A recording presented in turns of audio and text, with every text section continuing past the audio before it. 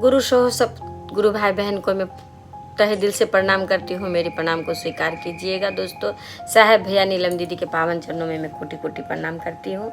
मेरी प्रणाम को स्वीकार कीजिएगा दोस्तों। एक बुढ़िया गुरु बहन थी जो शिव गुरु को बहुत ही सेवा करती थी, बहुत ही प्यार करती थी गुरु से, पर उनको देखभाल करने वाला कोई नहीं था उनका बुढ़ापे में। तो गुरु बहन जो है सो चर्चा में जाती थी और कुछ नहीं बना पाती थी। तो एक उनका अमरूद का पेड़ था उनके आंगन में, तो उस अमरूद को तोड़ करके जो है सो गुरु बहन खा लिया करती थी। तो क्या होता था, गांव का सब बच्चे आ करके उनका अमरूद का पेड़ पे चढ़ के सब अमरूद तोड़कर खा लेते थे।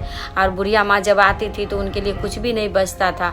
तो बहुत ही क्रोधित होती थी और सबको बोलती थी कि देखिए आपके बच्चे आकर के हमारे जो भी फल लगते हैं वो तोड़कर खा लेते हैं। तो कोई नहीं मानती थी, बोलती थी बुढ़िया तुम्हारे पास में तो कुछ भी नहीं है, तुम उसी को खाती हो और फिर हमारा बच्चा को नाम लगाती हो। बोलती है नहीं नहीं, हम आपको सही बता रहे हैं, हम आपका बच्चा लोग सब जो है सो खा लेते हैं। तो कोई उनका बात को जो विश्वास नहीं करते। तो ये बुढ़िया माँ जो गुरु चर्चा में जाने लगी तो जाते जाते उनमें इतना थोड़ा सा शक्ति आया। तो गुरु से बोली कि गुरु देखिए गुरु हमारा कोई नहीं है देखभाल करने वाला, हम आपके चर्चा में जाते हैं, जो कुछ हमें मिलता है हम खा करके अपना ना गुजर बसर करते हैं, कोई हमें देखभाल करने वाला नहीं है प्रभु। और हमारा अमरूद जो है सब तोड़ कर खा लेती है। और इनका माँ इन लोग को बताते तो ये लोग बोलती है कि नहीं हमारा बच्चा ऐसा नहीं किया है। तो ऐसा कर दीजिए कि जो बच्चा अमरूद तोड़ने आएंगे तो अमरूद का पेड़ में ही जो है सो लटक जाए। तो भगवान ने ऐसा ही किया, जो बच्चा जो अमरूद तोड़ने के लिए आए तो उसी अमरूद का पेड़ में जो है सो लटक गए। तो बुढ़िया माँ जो है सो चर्चा से जब शाम में आई तो देखी कि सब बच्चे लटके हुए हैं। तो गई जाकर के सबको बोली फलानी चलो देखो, हम आपको हमेशा बोलते हैं कि आपका बच्चा हमारा अमरूद खा लेता है, तो आप विश्वास नहीं करती हो। देखो आपका बच्चा जो है सो हमारा सब अमरूद बैर जो है तोड़ कर खा लिए हैं, तो अभी आप उसमें लटका हुआ है। तो सब ने स्वीकार करी कि नहीं हमारा भूल हुआ है। तो सब ने कहा कि देखिए माँ जी क्षमा कर दीजिए हमारा बच्चा को और छोड़ दीजिए, आप कल से हमारे बच्चे जो है आपका अमरूद नहीं तोड़ेंगे। तो बुढ़िया माँ ने जो है सो फिर गुरु से कहे कि गुरु हमारा लाज राखो, बच्चा को जो है सो उतार दीजिए। तो सभी बच्चा जो है सो उस पेड़ से उतर गए। और फिर बुढ़िया माँ जो इसी तरह से अपना दिन जो है व्यतीत करने लगे।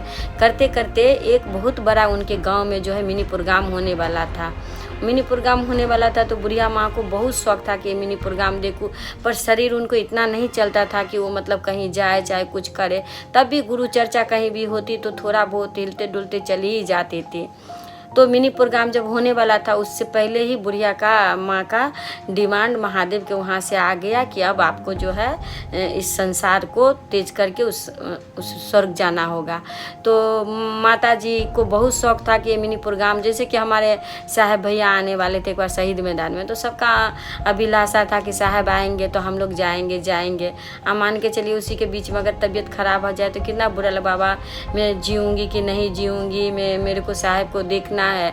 तो गुरु का कृपा अगर हो जाए, तबीयत खराब भी है ठीक हो जाए तो साहब भैया को तो देख लेंगे, तो बोलेंगे ना कि चलो गुरु का कृपा हम पे हो गया है।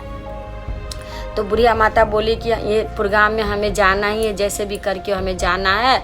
तो जमराज, उनका तो तबीयत बहुत ख़राब था, तो जमराज जी आए और आकर के बोले माता जी अब आप हमारे साथ चलो। तो बुढ़िया माता बोली कि बेटा हमें तो ये चर्चा में जाना था, अभी 2 दिन बाद चर्चा है, 2-3 दिन बाद ही हमको लेकर चलते, अभी छोड़ देते मेरे को। तो बोली कि नहीं माता जी, जिसका जिस दिन का डिमांड रहता है हम उसी दिन उनको लेने आते हैं, आज आपको जाना ही होगा कोई भी हालत में। तो बुढ़िया बोली कि ठीक है बेटा, बहुत अच्छी बात है, जब तुम मेरे को लेके जाओगे तो कोई बात नहीं है, थोड़ा ना अमरूद पेड़ से तोड़ के ला दो ना, मेरे को लास्ट समय में खाने का मन कर रहा है, मैं खा लूँ। तो अब जमराज को कहाँ मालूम था कि इसमें मेरे को चिपका देगी ये बुढ़िया। तो बोली कि ठीक है माँ जी हम आपको ला देते हैं।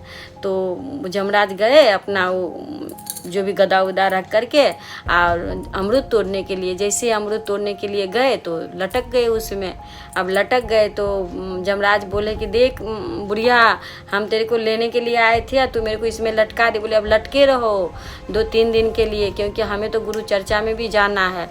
तब जाकर बोल रहे हैं जमराज कि नहीं हमें आपको लेके जाना है, बहुत अनर्थ हो जाएगा माता जी, हमको इसमें से छुड़ा दीजिए। तो बोलती है वो बुढ़िया गुरु बहन कि ठीक है, हम तुमको तब छुड़ा देंगे जब मृत्यु का हमारा जो डेट है वो डेट टल जाएगा, तब हम तुमको छुड़ाएंगे।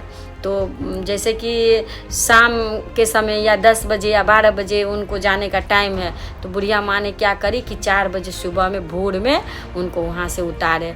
जमराज बोला कि बुढ़िया तू मतलब जीती और मैं हार गया।